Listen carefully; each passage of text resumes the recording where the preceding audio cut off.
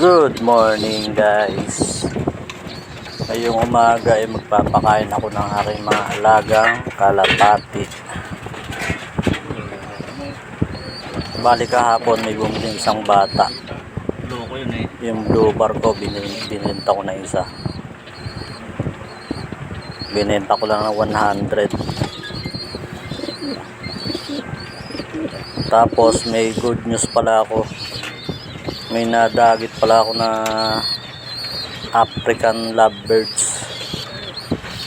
Ito pala yung dalawa kong young bird. Pinagsama ko nito sa isang kulungan. Tapos si Falcon the second, may inakay na ulit. Pisa na yung isa hindi pa napipisa. Tapos ito si Blue Bar na Sargo saka si Storm, hindi pa pisa yung mga itlog nila. Ito may inakay yung dagit ko, isa. Nakapagpainakay ako sa dagit ko na dalawa. Si Blue Bar saka si White Light wala pang itlog. Ay, may itlog na yun, isa. Tapos si Falcon saka si Blue Bar may inakay ng dalawa na yan.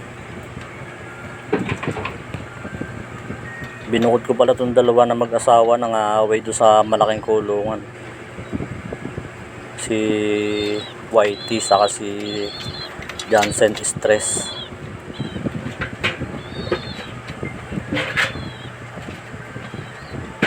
Nandito naman yung iba ko pang mga pangbenta. Ayan o. Ayan. 10 pa sila dyan pangbenta ko. Si Blue Bar saka si Bulag, ayun, may nakay sila isa, kaso may sakit, mukhang alien. Ang bilis nilang dumami oh. Tapos nadagdagan pa nitong isang lovebirds na nadagit ko. Ayan oh. Kahapon kasi pinakawalan ko yung mga kalapati ko, may sumama. Yan lovebirds na sumama o nahuli ko sa bahay. Pumasok sa dito sa may kulungan namin eh. Kaya nadakma ako. Ayan o. Mailap siya. Pero may singsing eh. Parang turuan siya eh. Oh. Kulay-pula yung singsing. Papakainin ko siya nitong ano. Pakain ko sa kalapati. Ito yung mga sunflower ko. Yung inihalo ko sa patukan ng kalapati ko. Kulay black saka white na sunflower. Kinakain din kasi ng ano yan eh, lovebirds.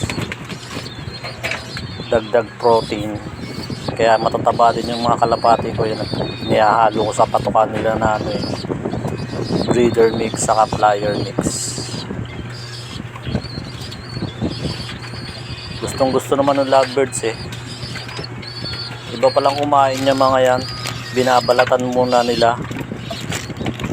Hindi kagaya ng kalapati na tinutukan na basta kasama ng balat.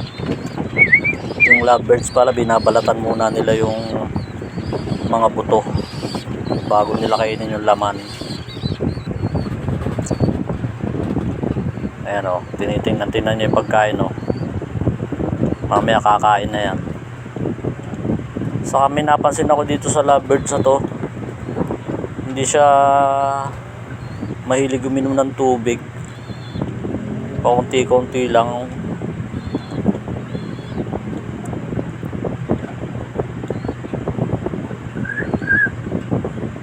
Tahimik pati yan pag solo pala.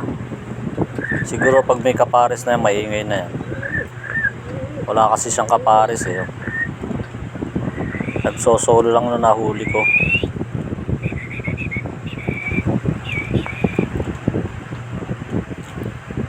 Eh siya oh.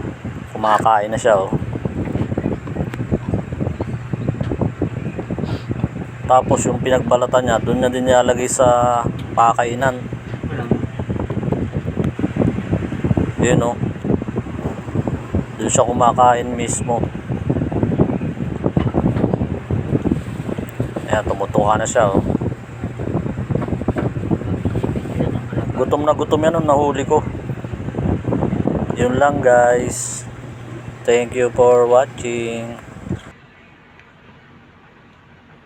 Guys, if you like my video, please like, share, and subscribe.